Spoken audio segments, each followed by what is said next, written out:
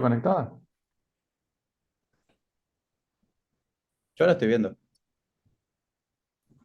Bueno, ¿estamos? Estaríamos. Listo. Bueno, me pidieron que hable de taquiarritmias, ¿eh? Vamos a tocar el tema de taquiarritmias. Este, así que bueno, las arritmias en general, como nosotros sabemos, la podemos clasificar en brady y en taqui, ¿eh? Bradiarritmias y taquiarritmias. Las bradiarritmias son arritmias menores a 60 latidos por minuto. Y pueden ser por alteraciones en la conducción AB o por alteraciones en el nódulo sinusal, ¿eh? O sea, cuando vos tenés un paciente que tiene menos de 60 por minuto, puede ser que el nódulo sinusal no funcione o puede ser que el sinusal esté funcionando bien, pero que tengas un bloqueo a nivel de la conducción AB, ¿no es cierto? Eso será una clase, una clase más adelante. Vamos con las taquiarritmias. Las taquiarritmias son todos los ritmos que están mayores a 100 latidos por minuto, ¿eh? Ritmos anormales mayores a 100 latidos por minuto. Recordamos que la taquicardia sinusal es un ritmo fisiológico que puede tener a ejercicio, emoción, liberación de adrenalina, etcétera, y es un fenómeno fisiológico, ¿eh? Cuando la taquicardia sinusal está exacerbada, exacerbada, a veces en las disautonomías, etcétera, hablamos de taquicardia sinusal inapropiada, ¿eh? Que ya puede ser un tipo de taquiarritmia, ¿eh? La taquicardia sinusal inapropiada. Pacientes, en general mujeres, jóvenes, que vemos con frecuencias cardíacas muy altas, ¿eh? Más altas de lo normal, arriba de las 100 latidos por minuto en situaciones normales. Descartamos anemia, descartamos hipertiroidismo, digamos causas clínicas de incremento de frecuencia cardíaca, y si está todo normal, decimos que se trata de una taquicardia sinusal inapropiada. Dejemos eso de lado con entidad prácticamente aislada y para diferenciar las taquiarritmias decimos que es todo ritmo mayor de 100 latidos por minuto. Y las taquiarritmias, que es lo que vamos a dedicarnos hoy, las podemos dividir en aquellas que tienen QRS ancho y en aquellas que tienen QRS angosto. ¿Cuál es el límite para saber si un QRS es ancho o angosto? Los 120 milisegundos, ¿eh? O sea, 3 cuadraditos del electrocardiograma. Si el QRS mide más de 3 cuadraditos, vamos a clasificar esa taquiarritmia como con QRS ancho, ¿eh? Y si mide menos de 120 milisegundos, vamos a decir que esa taquiarritmia tiene QRS angosto. ¿Estamos? Entonces, las taquiarritmias con QRS ancho, ¿cuáles son? Bueno, la primera que vamos a nombrar es la taquicardia ventricular, que es un ritmo cuyo origen es el miocardio ventricular, o sea, se origina en el miocardio ventricular. Cuando nosotros tenemos un origen en el miocardio ventricular, decimos que tiene un origen ectópico, ¿eh? La palabra ectópico significa que tiene un origen en el miocardio ventricular. ¿Está? Otra taquicardia con QRS ancho puede ser una taquicardia supraventricular que conduzca hacia el ventrículo con aberrancia de ramo, ¿eh? Entonces, estas taquicardias con QRS ancho, que hay que hacer el diagnóstico diferencial con las taquicardias ventriculares ectópicas, se llaman taquicardias supraventriculares con aberrancia. ¿Por qué con aberrancia? Porque están bloqueando la conducción para alguna de las ramas y genera un latido que se denomina aberrante o aberrancia de rama. Aberrancia de rama derecha, aberrancia de rama izquierda. Pero ¿qué pasa? Estas taquicardias conducen por el sistema de conducción normal, ¿eh? Lo que pasa es que activan primero un ventrículo o el otro porque tienen bloqueado una de las ramas del sistema de las de His, ¿eh? Entonces generan una taquicardia con QRS ancho. Y la otra taquicardia con QRS ancho son las taquicardias preexcitadas, ¿eh? Que están vinculadas al síndrome de Wolff-Parkinson-White, ¿eh? O sea, acá habría una vía accesoria, un haz de Kent, que se llaman, que comunican aurícula con ventrículo, cuyo papel es llevar el estímulo eléctrico desde las aurículas hacia los ventrículos, bypaseando el nódulo aurículo-ventricular. Entonces estos ritmos van a tener una configuración también ectópica, porque la vía accesoria se conecta con el miocardio ventricular, no con el sistema de conducción. Entonces estos ritmos van a ser bastante especiales porque van a tener una imagen de ectopía, pero siempre basal, porque el haz de Kent se inserta en la parte basal, cercano a la aurícula, porque une la aurícula con el ventrículo. Entonces esas son las tres posibilidades que tenemos cuando uno ve una taquicardia de más de 120 milisegundos. Las taquicardias o taquiarritmias con menos de 120 milisegundos las llamamos taquiarritmias con concurrencia angosto, y ahí tenemos el aleteo auricular, la fibrilación auricular, la reentrada nodal AB, la reentrada nodal, la reentrada auriculoventricular o la taquicardia auricular. Estas son las 5 posibilidades que hay. Si hay alguna pregunta, me interrumpen. Esto lo hemos charlado ya varias veces, ustedes están en tema, pero si hay preguntas, me interrumpen y las aclaramos. Entonces, acá tenemos, por ejemplo, las taquicardias con concurrencia ancho. Tenemos un ejemplo de una taquicardia en un Wolf, acá, una taquicardia preexcitada. Entonces dijimos, TPC con aberrancia, taquicardia ventricular o vinculadas a un síndrome de Wolff-Parkinson-White. Entonces, en la figura vemos un paciente cuyo electro en ritmo sinusal tiene una preexcitación ventricular. Ustedes ven ahí cómo tiene una onda delta, en D1 se ve perfecto, en D2, en B1 es bien negativa, o sea que es una vía que está a la derecha, porque si es negativa, tiene imagen de bloqueo de rem izquierda, negativa en B1, quiere decir que es una vía derecha superior, así que ahí es donde hay que buscar este tipo de vía. ¿Qué le iba a decir? Y acá tenemos la taquicardia con QRS ancho, en este gráfico de acá, donde vemos cómo es una taquicardia totalmente que parece un aleteo ventricular. Esta es una típica taquicardia preexcitada, o sea, el paciente debe haber hecho un aleteo auricular y conduce todo por la vía, como ve acá. Todo baja por la vía accesoria y genera una taquicardia con QRS ancho. El diagnóstico entre esto y una taquicardia ventricular a veces es difícil, porque dijimos que los dos son ritmos ectópicos. Entonces, posterior a la cardioversión en general, porque son ritmos que generalmente los vamos a cardiovertir eléctricamente, vamos a darnos cuenta que el paciente tiene un Wolff por el electro en ritmo sinusal. Pero en general estas taquicardias preexcitadas las vamos a tratar como si fueran taquicardias ventriculares. ¿Y cómo lo vemos en el electro? La deflexión inicial ¿cómo es que se dice? ¿Es rápida o es una deflexión inicial bien lenta? Es lenta, es porque es ¿Lenta? miocárdica.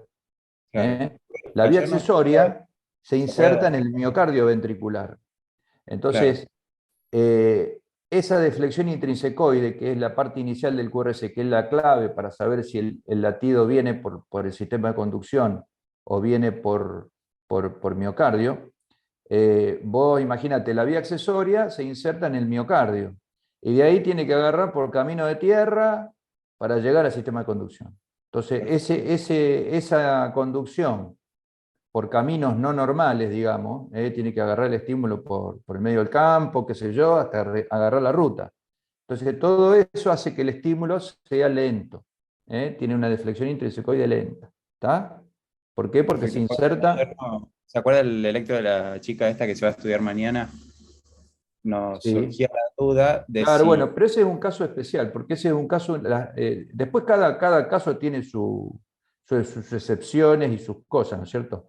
Ese es un caso especial porque es una taquicardia con QRS ancho, no tan ancho, porque yo después la puse a la imagen para verla. Las taquicardias en corazones sanos, taquicardias ventriculares en corazones sanos, son un capítulo un poco aparte. Son un capítulo un poco aparte. ¿Por qué? Porque parecen aberrancia y en realidad son taquicardias ventriculares. ¿Por qué? Porque justamente son algunas taquicardias que se dan en corazones sanos, que se llaman taquicardias ventriculares en corazones sanos, se originan en sitios cercanos al sistema de conducción. Entonces hace que esas taquicardias tengan un QRS falsamente aberrante, ¿eh? Y nos confunde muchas veces. O sea que entre una vía y una taquicardia ventricular, la deflexión inicial no nos va a servir tanto para un diferencial. No, si vos tenés una taquicardia con QRS ancho, que tenés una deflexión intrinsecoide lenta y toda imagen digamos, y el paciente, digamos, no sabés bien la función ventricular porque acaba de llegar, a veces no podés diferenciar si es una taquicardia ventricular miocárdica porque el paciente tiene una miocarditis, vamos a poner que sea un tipo joven, o tiene una miocardiopatía dilatada idiopática que se desconoce, o tiene un Wolf. A veces no podés diferenciar con claridad. Incluso las taquicardias preexcitadas, muchas veces, si vos tomás los criterios de Brugada, a veces tienen criterios de Brugada positivo para TB. Claro, Pueden tener criterio top, esto es una TB. No, pero bueno, es una preexcitada, entonces el origen es miocárdico, es un origen ectópico. excelente. Entonces, ¿qué prevalencia? Esto es importante siempre tenerlo en cuenta. ¿Qué prevalencia hay en las taquicardias con QRS ancho en el adulto? Si vos tenés una taquicardia con QRS ancho, ¿no? Vamos a ponerle que llega un paciente con QRS ancho y lo único que sabemos es la edad, ¿es adulto o es niño? Si es un adulto, ¿qué chance tenemos de que esa taquicardia sea ventricular? 70%, si tiene más de 120 milisegundos. ¿Eh? Entonces, de las taquicardias con QRS ancho que te van a llegar a la guardia, el 70% van a ser ventricular. Entonces, ojo ante la duda de decir una TPS con aberrancia, porque si jugamos la lotería le vamos a errar. Siempre pensar, cuando tengamos una taquicardia ventricular, siempre pensemos en que es una TB. Y el diagnóstico de TPS con aberrancia lo hagamos por descarte. ¿Está? Y en los niños, si vos tenés un chico menor de 12 años, ya digamos infancia, ojo, el 95% va a ser TB.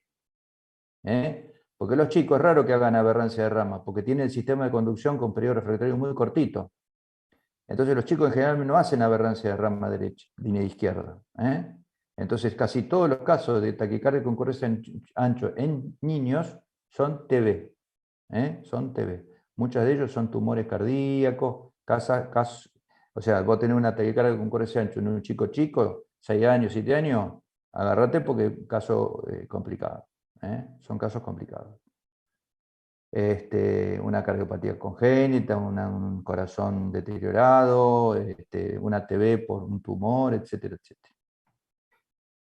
Después tenemos estos casos que son, que esto hay que aprendérselo de memoria, son taquicardias, taquiarritmias, pero estos electros que son como una ensalada porque no sabe qué son, porque es un ritmo irregular, QRS ancho, hay imágenes como ¿no? Esto grábenselo siempre, saquen una fotito y pónganla en la mesa de luz.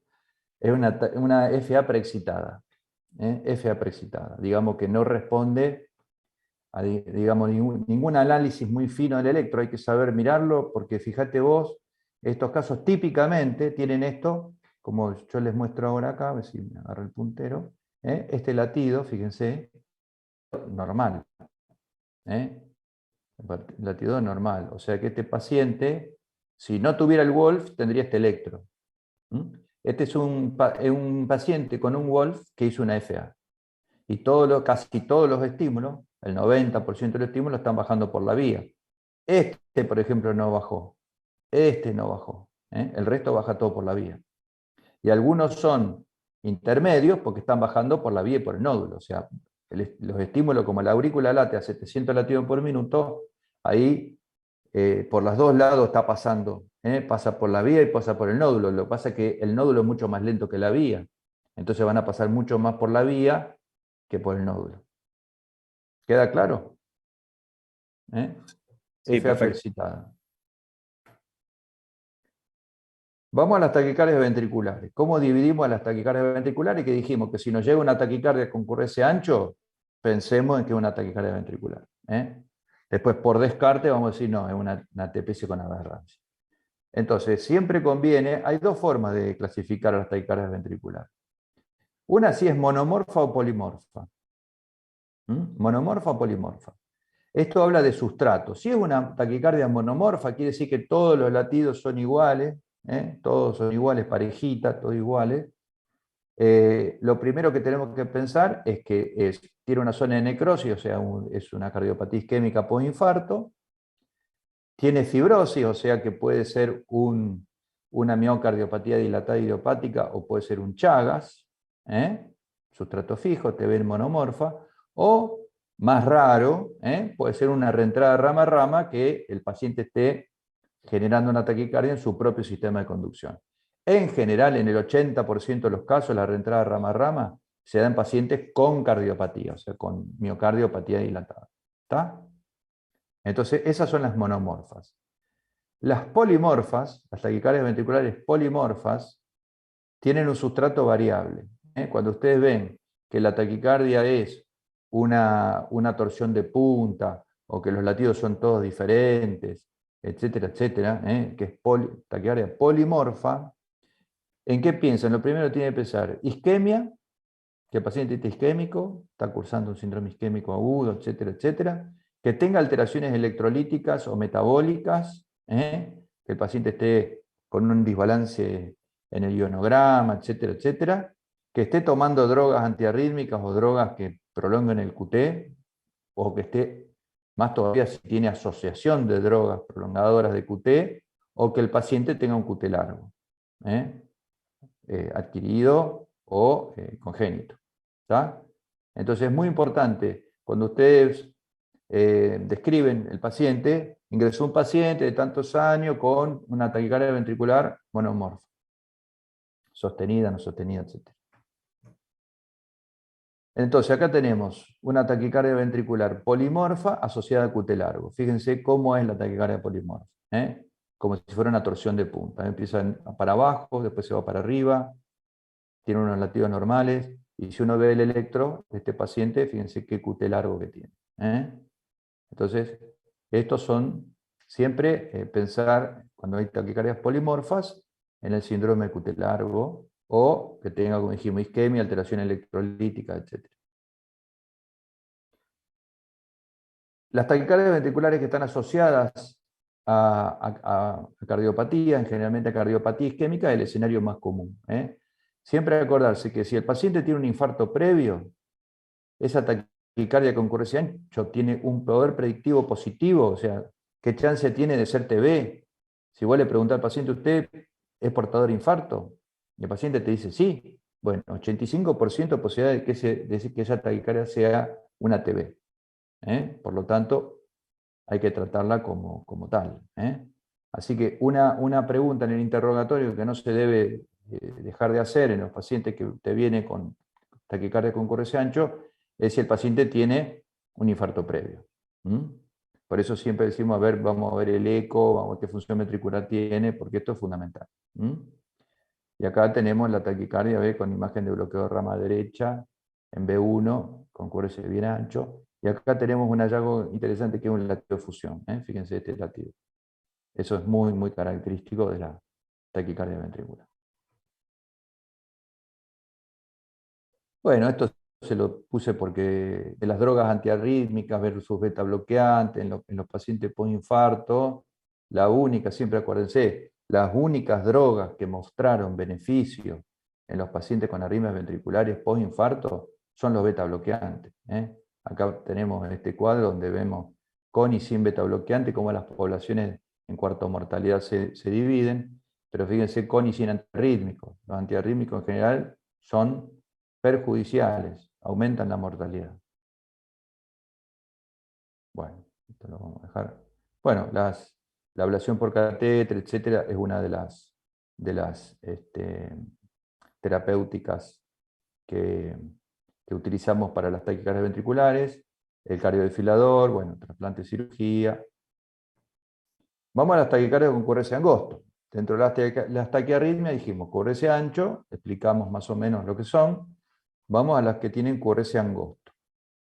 Las que tienen QRS angosto pueden tener su origen en las aurículas, en el nodo AB o en el GIS.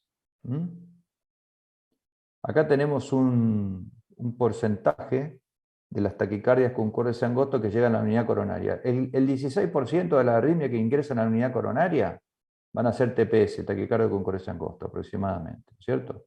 Fíjense que la gran mayoría de fibrilación ventricular, la gran mayoría, y bueno, después tenéis inespecífica, etcétera, etcétera. ¿Qué pasa con las taquicardias con QRS angosto? ¿Qué hay que ver para hacer el diagnóstico electrocardiográfico sobre el mecanismo de la taquicardia? Bueno, hay que mirar muy bien el electrocardiograma, como siempre decimos, y ver en qué cuadrante está la onda P. Si está en el cuadrante, como yo mostré acá, o sea, dentro del QRS, que no la vamos a ver, la P, podemos intuir que esté, etcétera. Cuando la onda P está dentro del QRS, cuadrante rojo, decimos que es una reentrada nodal AB común. No vamos a ver la onda P, el paciente tiene una taquicardia, QRS angosto, 140, 150 latidos por minuto, eso es lo más probable que sea una reentrada nodal AB. Cuando la onda P se ubica en el cuadrante verde, en este cuadrante verde, o sea, detrás del QRS a 80 milisegundos, pero más cerca del QRS que del otro QRS, o sea, tienen un RP menor que el PR. El RP va a ser menor que el PR, van a tener la P detrás del QRS, a más de 80 milisegundos, o sea, 2 cuadraditos del inicio del QRS, alejado más de 2 cuadraditos del inicio del QRS, esos pacientes, la mayor probabilidad es que tengan una reentrada aurículo-ventricular ortodrómica. Esto involucra que el paciente tenga un haz accesorio, que la taquicardia vuelva a la aurícula por el haz accesorio y vuelva al ventrículo por el sistema de conducción normal. Esos mecanismos de reentrada se generan en los pacientes que tienen un haz accesorio, y generan una taquicardia con un RP menor que el PR, RP mayor de 80 milisegundos detrás del QRS. Y después las taquicardias con QRS angosto que tienen la onda P dentro del cuadrante azul, o sea que tienen un RP mayor, el RP es más largo que el PR, se ubica similar a lo que se ubicaría la onda P sinusal, en el cuadrante azul. Esas pacientes lo más probable es que tengan una taquicardia auricular, una reentrada B no común, que se llaman lenta rápida, en lugar de rápida lenta, la lenta rápida, o una taquicardia incesante de Kummel, que es una taquicardia por un haz con conducción decremental. Estas dos últimas son raras. Estas dos últimas son raras. Lo más común es que el paciente tenga una taquicardia auricular. ¿Estamos? Entonces, de acuerdo al lugar, vamos a decir qué probabilidad tiene de tener un determinado mecanismo de la taquicardia. Entonces, acá tenemos el mecanismo de la taquicardia por entrada B ortodrómica, que dijimos, involucra una vía accesoria, en este caso una vía que está izquierda. Entonces, ¿cómo se genera la taquicardia? La taquicardia baja por el sistema de conducción normal, llega al miocardio, y del miocardio a la vía tiene que ir por camino de tierra, como decimos. Va campo traviesa porque va por la zona donde no está apta para conducir. Eso genera que del ventrículo a la próxima aurícula haya un intervalo de tiempo. Por eso que la P se aleja del QRS. Porque del ventrículo a la activación de la aurícula tenés más de 80 milisegundos, que se debe a este caminito que hace acá por zonas de conducción no específicas. Entonces llega a la aurícula y vuelve a bajar por el sistema de conducción normal. Taquicardia AB ortodrómica. Acuérdense, la P es visible y está detrás del QRS, con un RP menor que el PR. ¿Estamos? ¿Hasta ahí vamos bien? ¿Y ahí si hacemos adenosina deleterio o ayuda a sacarlo No, del no, ritmo? no. La droga de elección en estos pacientes es la adenosina. Masaje primero, ¿no? A ver si no revierte con masaje, y si no, adenosina. La adenosina va a bloquear. ¿A dónde bloquea? ¿En el nodo o en la vía? No. En el nodo. Bloquea en el nodo AB. Entonces, ¿cómo va a cortar la taquicardia? ¿Con PQRS o con QRS sin P? Con QRS sí. No, la P no conduce a lo último. Con P sin QRS. O sea, la P va a ser la última, el último, digamos, hallazgo Claro. electrocardiográfico antes de que corte. O sea, va a haber P y después se va a Y cortar. siempre conduce de aurícula a ventrículo. Perdón, de ventrículo a aurícula. No hay posibilidad de que vaya de aurícula a ventrículo. ¿Qué cosa? A través de la vía, el impulso. A ver, volvé a repetir la pregunta, pero no te... Si bloqueo el nodo, no Sí, hay acá. posibilidad de que la aurícula conduzca a través del haz, digamos, y pase directo al ventrículo. Siempre retrógrada la conducción. Puede ser, hay veces que si el paciente tiene un Wolf, vos le haces adenosina, la taquicardia va a cortar y después en algunos latiditos más se va a ver el Wolf bien, bien, Ah, eh, perfecto. ¿me entendés? Porque el próximo latido va a ser sinusal y capaz que el nódulo sigue cortado. Lo que tiene la adenosina es bueno que lo corta por segundos nomás, ¿me entendés? Entonces después ya se vuelve todo lo normal. Listo. Pero sí. En general, el paciente con vía accesoria tiene 90% de chance de hacer una taquicardia ortodrómica y solamente menos del 10% de hacer una antidrómica. Porque la antidrómica depende mucho del interjuego entre la conducción por el nódulo y la conducción por la vía. Es mucho más, digamos, requiere muchas combinaciones, que se den muchas combinaciones del sistema de conducción. Tenés que tener una vía muy alejada del nodo AB, y tenés que tener una vía con cierto grado de conducción decremental para que le dé tiempo al nódulo de salir del periodo refractario, entonces podrías tener una taquicardia que da vuelta al revés. Esa taquicardia que da vuelta al revés se llama antidrómica y esta se llama ortodrómica. La antidrómica va a tener QRS ancho y va a ser casi imposible de hacer diagnóstico diferencial con una TB, que es lo que dijimos hoy. ¿Está? Sí, perfecto. Muchas taquicardias antidrómicas se deben a aleteos auriculares que bajan por la vía y no una antidrómica real.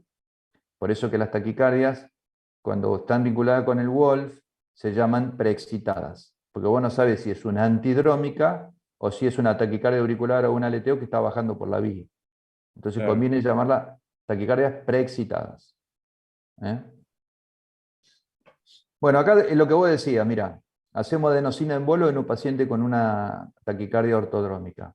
Es lo que decíamos. ¿Cómo corta? Con P sin QRS. ¿Por qué? Porque corta en el nodo AB. Viene por la vía del ventrículo a la aurícula, activa la aurícula, cuando llega al nodo AB, bloqueado por la adenosina, cortó la taquicardia. Esto es lo clásico. Cuando al paciente con una taquicardia ortodrómica después le hacemos el electro, vamos a ver el Wolf. Muchas veces, a veces no, porque a veces puede ser el Wolf, que sea un Wolf oculto, se llama. El Wolf está oculto, como en el caso número 3. Acá no tenemos Wolf. El paciente tiene la vía, pero la vía solo conduce en forma retrógrada, no conduce en forma anterógrada. Entonces estos pacientes tienen vías que conducen solamente en forma retrógrada.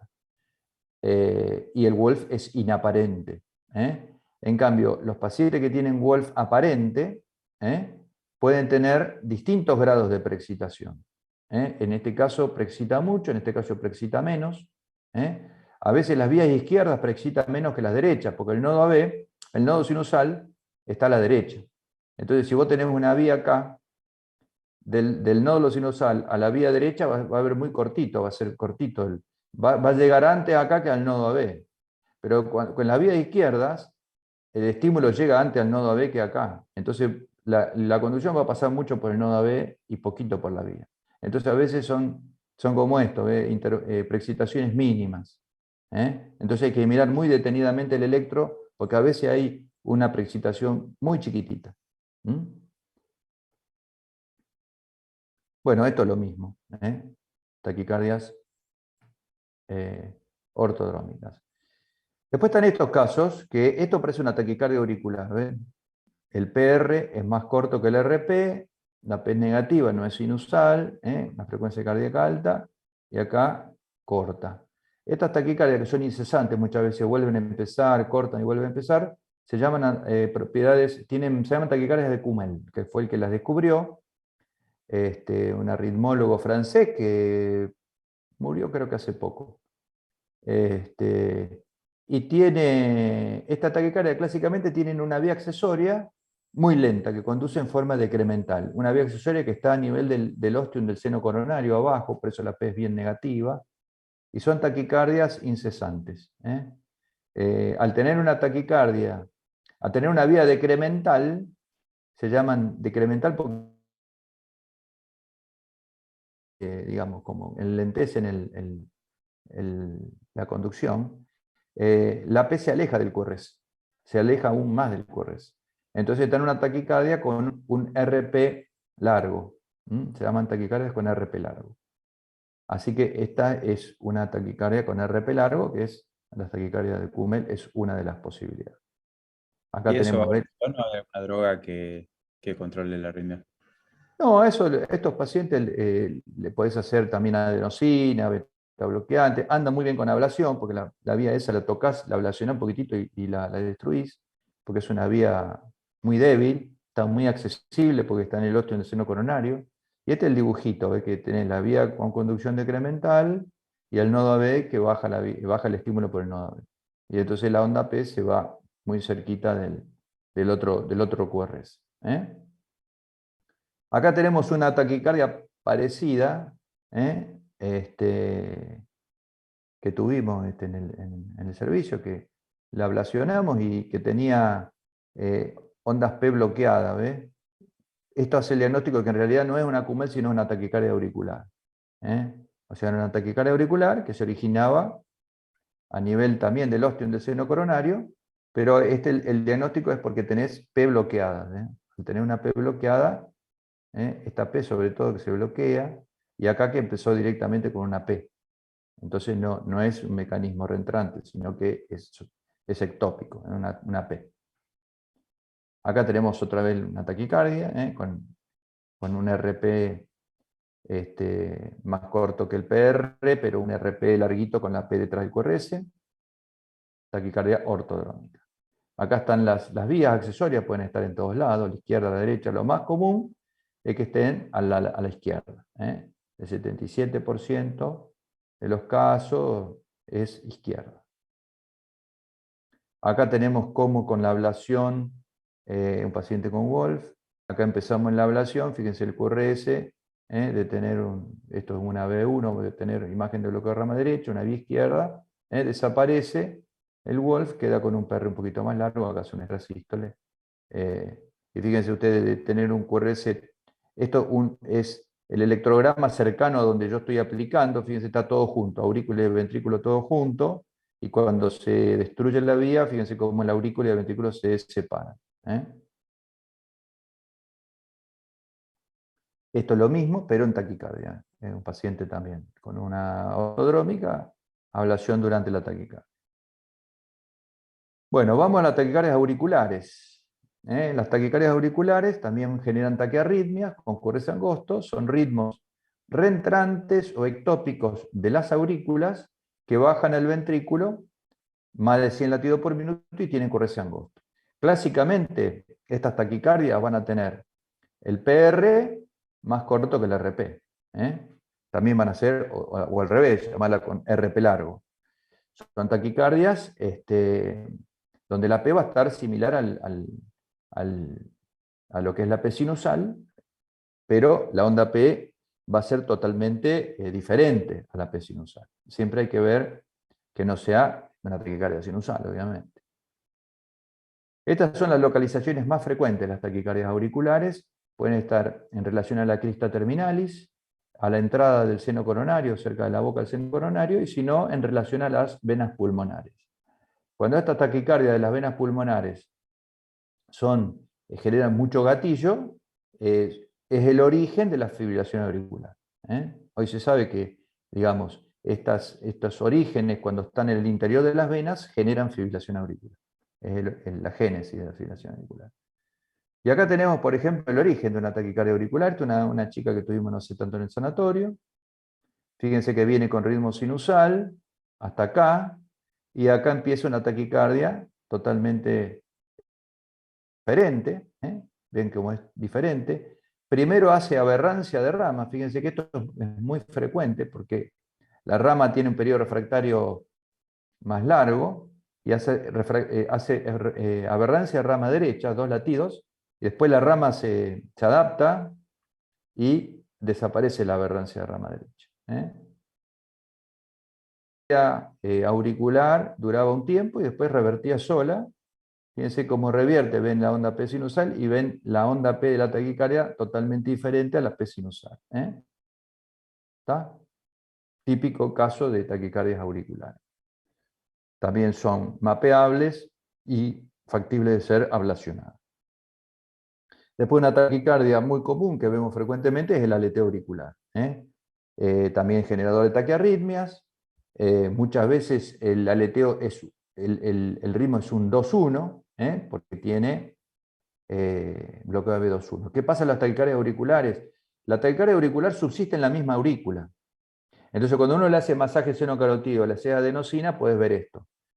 La taquicardia puede haber bloqueo AB de segundo grado, entonces hay ondas P no conducidas y la taquicardia sigue.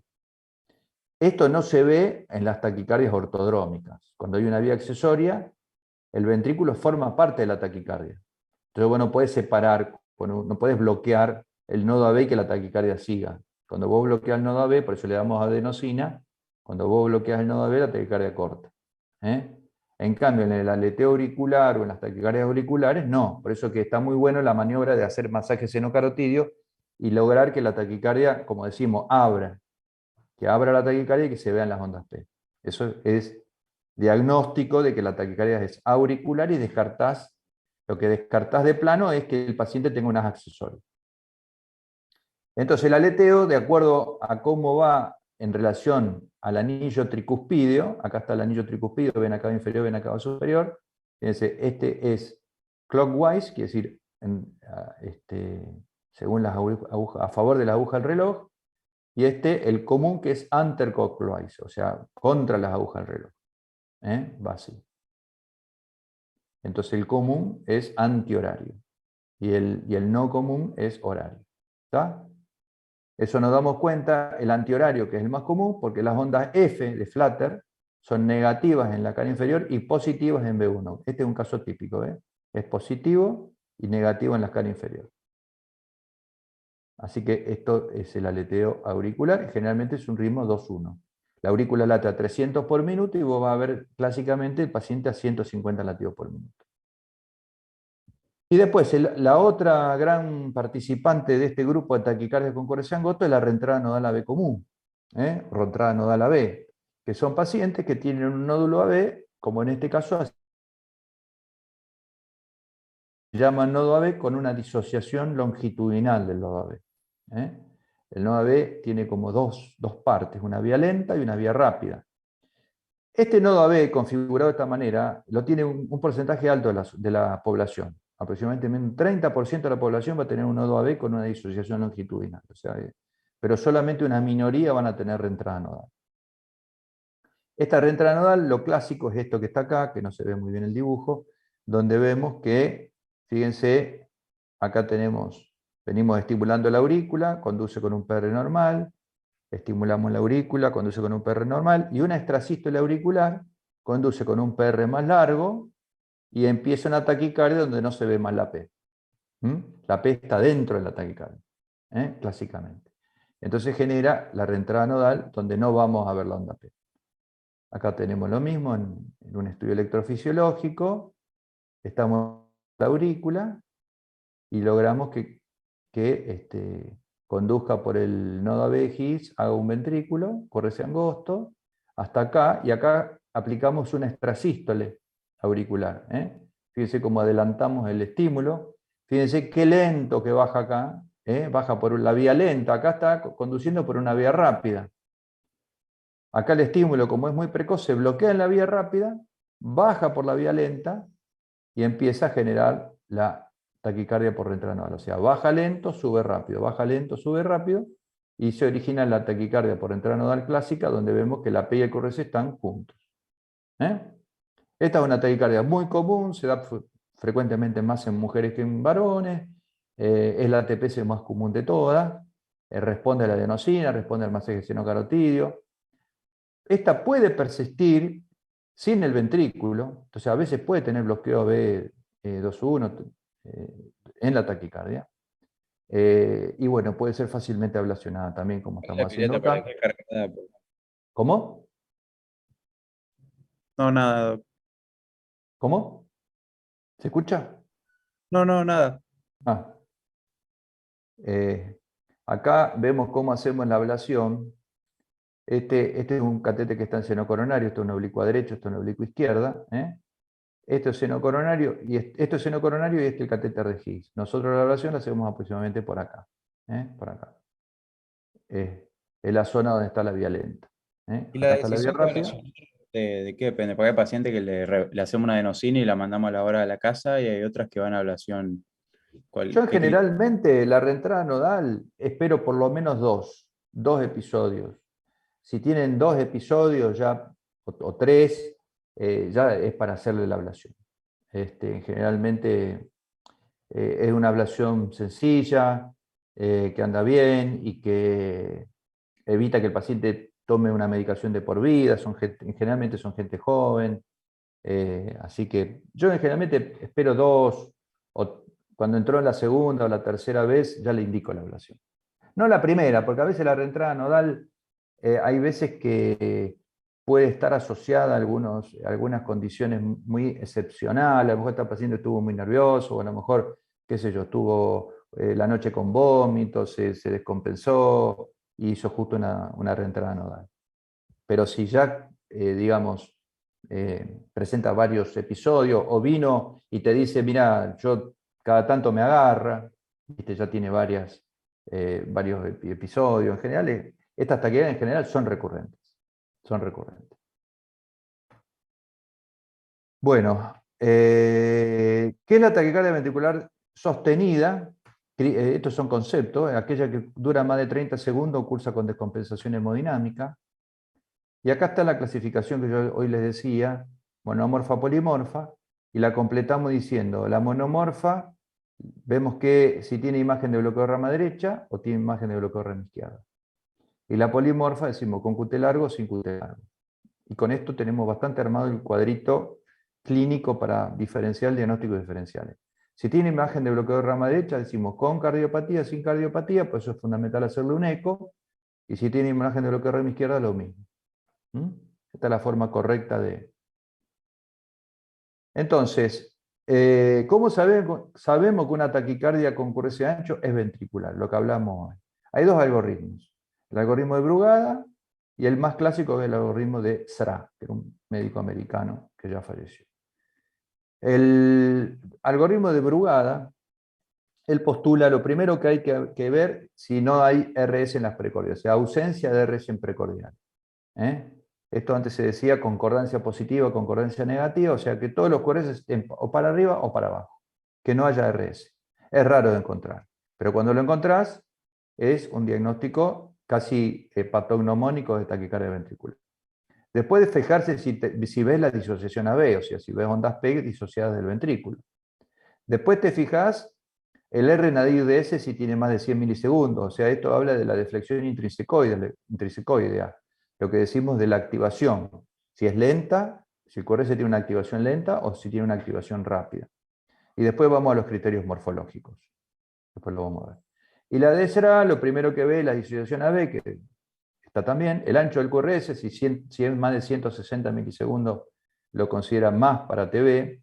El eje del QRS, si está en ABR, se considera más para TB, y después van los criterios morfológicos.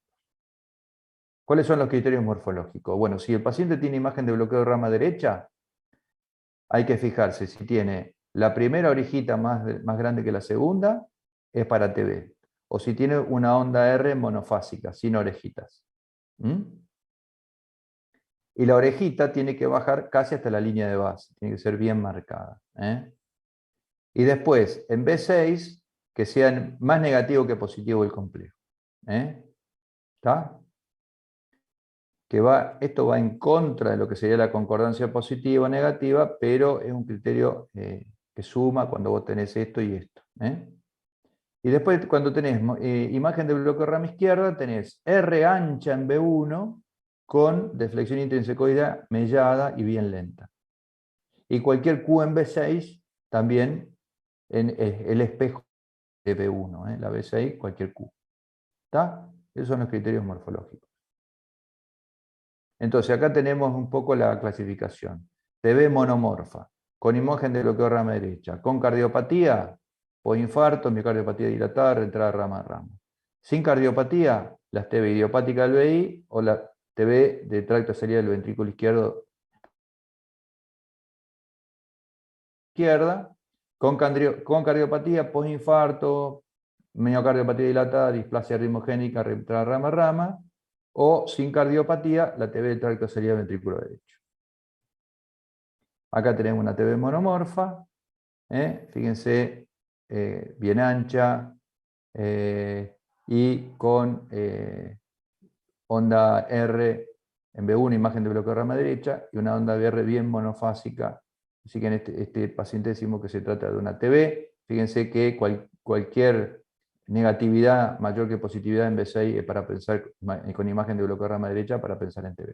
Entonces, o sea, cuando ustedes ven esto, lo primero que ven es si tiene imagen de bloqueo de rama derecha o imagen de bloqueo de rama izquierda. Es decir, si B1 es positivo o B1 es negativo. Y entonces ahí aplicamos los criterios. Si tiene RS en las precordiales y si no, criterios morfológicos. Si vemos la disociación AB, que a veces es difícil. TB polimorfa, asociada a QT largo, no asociada a QT largo, como dijimos hoy, isquemia, alteraciones hidroelectrolíticas, hipotermia, síndrome de Brugada, las TB polimorfas. Acá tenemos una TB polimorfa. Este era un chico que venía con episodios sincopales, un pibe de 18 años, que le terminó poniendo un cardiofilador. Tenía una TB catecolaminérgica, una TB de tipo relacional QT largo, canalopatía. Esto con una infusión de isoproterenol, mira. Va aumentando, la frecuencia cardíaca, empiezan a aparecer algunos estrocitos y después hace este zafarrancho acá. Bueno, TB postinfarto. ¿Qué dijimos? Si tenemos una TB y el paciente había tenido un infarto, o si se da en las etapas agudas del infarto, ya cuando el paciente tiene esto, supradesnivel y qué sé yo, bueno, TB, casi seguro, casi seguro que es TB. Entonces siempre acordarse la relación entre infarto y taquicardia ventricular. Acá tenemos una taquicardia con QRS ancho, donde vemos que esta era una paciente que cambia y la misma taquicardia deja de hacer aberrancia. Esto es aberrancia de rama. Acá en D1 se ve bien que es una aberrancia de rama, porque fíjense cómo la rampa descendente es bien rápida y después viene lo ascendente. Y después cuando la paciente, digamos, se le va la aberrancia de rama, queda con un QRS angosto. Fíjense que B5, B6 isodifásica no es más negativa que positiva, eso da para aberrancia, pero hay veces que el diagnóstico no es tan claro. Acuérdense entonces el postinfarto. En general, los postinfarto se generan por que el paciente tiene una cosa que se llama conducción, digamos, no específica. ¿Por qué? Porque la conducción del ventrículo se hace de endocardio a epicardio. Entonces, la conducción normal es de endo a epi. El sistema de conducción está en el endocardio. Cuando vos tenés un infarto, tenés un obstáculo a que el estímulo vaya de endocardio a epicardio. Entonces, el estímulo tiene que ir por miocardio no específico, tiene que ir por el endocardio, subendocardio, hasta llegar a una zona y poder despolarizar. Eso se llama conducción anisotrópica. Mientras más grande el infarto, más le cuesta a ese estímulo poder dar toda la vuelta y llegar a esta zona. Entonces, mientras más grande el infarto, más posibilidad de TB, porque la conducción anisotrópica es mayor. Y esta conducción, como tiene que dar toda la vuelta, cuando llega acá, ya encuentra el tejido, ya lo encuentra apto de vuelta para poder conducir y empieza a dar vuelta alrededor de la cicatriz. Y eso es lo que genera la taquicardia ventricular. Entonces, la génesis de la taquicardia ventricular en los pacientes con una necrosis es la conducción anisotrópica. ¿Mm? Bueno, otra taquicardia asociada a QT largo. Otra taquicardia asociada a QT largo. Acá tenemos una taquicardia con QRS ancho. A ver quién se anima a decir ventricular o supraventricular. A ver si aprendieron algo. ¿Qué es lo que primero que tenemos que decir? Taquicardia monomorfa sostenida. ¿Qué hay que decir? Con imagen. De bloqueo de rama. ¿Cuál es B1? No veo. Esta es de 1. Esta es de 1. Esta es Rama de derecha. 1, de 2, de 3. Esto es imagen de bloqueo de rama derecha. Perfecto. Entonces vemos criterio morfológico. RSI, hay en todas. Disociación no se ve muy bien. Y acá hay un latido de fusión acá, que es importante, siempre hay que mirarlo. Taquicardia ventricular. Taquicardia ventricular. Y fíjate que la S es mayor que la R. Si agarras la superficie, tenés más S que R. Eso suma para ventricular y R monofásica en B1, taquicardia ventricular. Este es un ejemplo de reentrada rama a rama, una taquicardia bien rápida, con deflexiones rápidas, porque es una taquicardia que va por el sistema de conducción normal. Es una taquicardia ventricular, pero que usa el sistema de conducción normal. Muchas veces tiene imagen de bloqueo de rama izquierda. Acá está la fisiopatología se curan con la ablación de la rama derecha. Este paciente se le hizo la ablación acá y aparece un bloqueo de rama derecha. Se ablaciona la rama derecha. ¿El diferencial de eso lo hace en el electrofisiológico o hay alguna Sí. forma por electro? No, podés sospecharla por la morfología de la taquicardia, son taquicardias rápidas de esa manera, pero en el electrofisiológico, característicamente, tienen GIS adelante, porque pasa por el haz de GIS. Entonces una taquicardia tiene GIS adelante. Entonces eso ve que se activa el haz de GIS. Eso es patognomónico de esta taquicardia. Perfecto. Entonces ocurren en un porcentaje no despreciable las miocardiopatías dilatadas, generalmente con bloqueo de rama izquierda y eje superior. Las dos ramas participan del circuito reentrante. Se hace la ablación por la rama derecha. Esta es la taquicardia.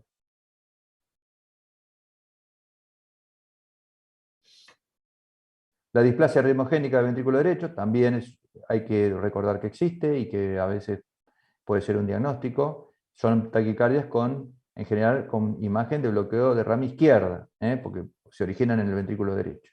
Y tienen clásicamente el telectro con la onda epsilon. Acá tenemos un paciente que yo sigo que tiene puesto un cardiofilador, donde tiene imagen de bloqueo de rama derecha y tiene acá una ondita que es la onda epsilon. ¿Y farmacológico lleva algo también? ¿O betabloqueante o algo de eso? Puede decir betabloqueante, sotalol. Yo este muchacho lo tengo con sotalol y el cardiofilador lo usó unas cuantas veces, pero lo llevamos bastante bien con el sotalol.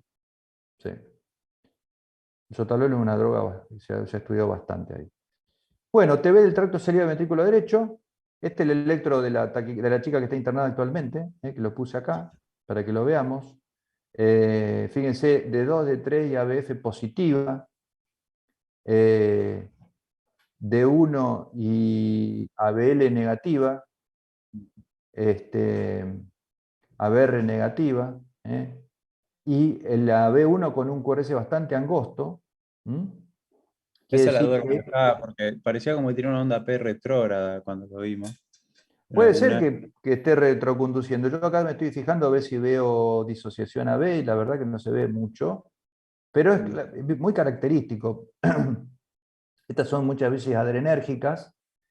Es muy probable que esté dentro del tracto de salida, que esté en la parte más septal.